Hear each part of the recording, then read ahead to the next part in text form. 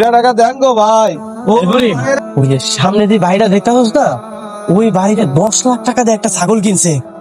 বেটা 10 লাখ টাকা ছাগল দাম? হ্যাঁ 10 লাখ টাকা দিয়ে একটা ছাগল কিনছে। করিম চল তোকে দেখাই লই তো বন্ধ করে।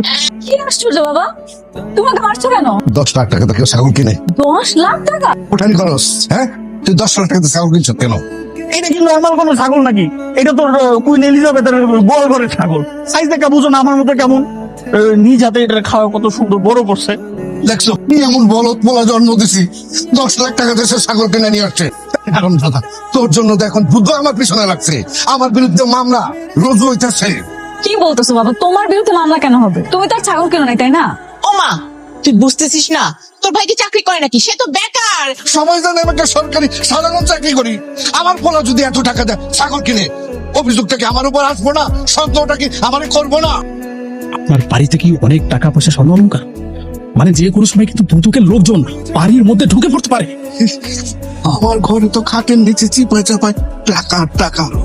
মহা বিপদ স্যার। কি আশ্চর্য আঙ্কেল, আপনি বাবাকে এভাবে কেন ভয় দেখাচ্ছেন? আপনি এই মুহূর্তে এরকম একটা আইডিয়া দেন যাতে বাবা এখান থেকে উদ্ধার হতে পারে।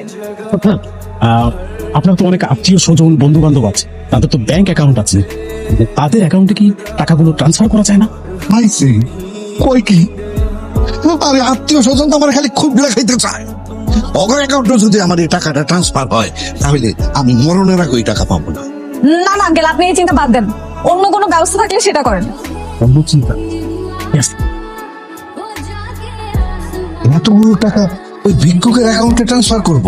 আমি একটা সিনেমাতে দেখেছি, এক লোকের 2 নাম্বারই সমস্ত টাকা এরকম ভিক্ষুকের নামে অ্যাকাউন্ট খুলে তারপর রেখেছি। কথা বলে দেখো। তোমাদের জন্য একটা সুখবর আছে, তোমরা কি কেউ চাকরি করতে চাও? হ্যাঁ হ্যাঁ করতে চাই তো। কি চাকরি? ভিক্ষা করাটাই তোমাদের চাকরি। আমি না কনফিউজ। বাবা তুমি টেনশন করো না, আমি আছি তো, আমি সবসময় ওদের চোখে চোখে রাখবো। হ্যাঁ বিকট আমরা এমন করা লাগে অম্ম করা লাগে। আমি তোমাদেরকে বিষয়টা বুঝিয়ে বলছি। মানে তোমরা কষ্ট করে আমার সাথে একটু ব্যাংকে যেতে হবে, তারপর একটা ব্যাংক অ্যাকাউন্ট খুলে দিব, তারপর থেকে তোমাদের আসল চাকরিটা শুরু হবে। মানে 24 ঘন্টা ওই ব্যাংকের আশেপাশে তোমাদেরকে থাকতে হবে। তোমরা যদি রাজি থাকো তাহলে প্রতি মাসে 15,000 টাকা বেতন পাবে। 15 টাকাও দিবেন? ভিক্ষা করবো কেন? কারণ এটাই তোমাদের চাকরি। হ্যাঁ, কারণ ওই ভিক্ষাটাই তোমাদের চাকরি। ও আচ্ছা ঠিক আছে।